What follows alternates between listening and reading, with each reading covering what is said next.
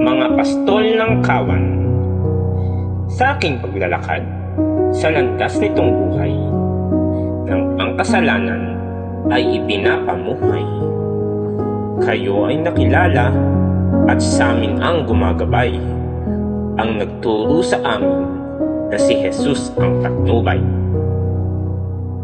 Kayo po ang pinili upang sa amin ay manguna, umakay sa amin noong nasa dilim pa.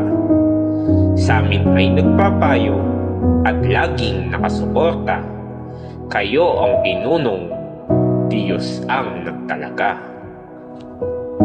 Nang kayo ay tawagin, kami po ay ginabayan, na sa amin nangaral nang di nag-aalinlangan.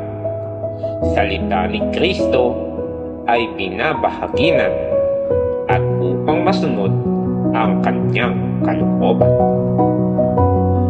Ang hirap at pagod, di ninyo pinapansin.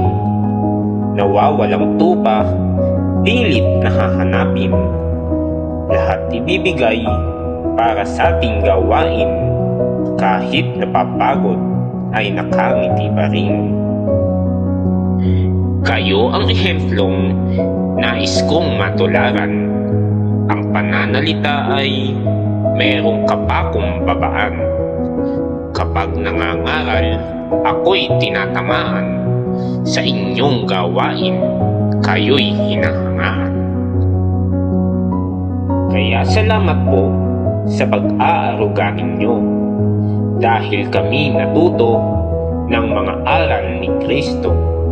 Kayo po na sa amin ay nagmahal ng totoo, aming naging magulang, kaibigan at guro ko.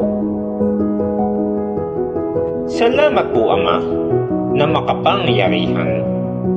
Dahil sa kanila, salita mo'y nalaman. Ang sami nagmulat nitong katotohanan. Sila po ang aming mga pastol ng kawan.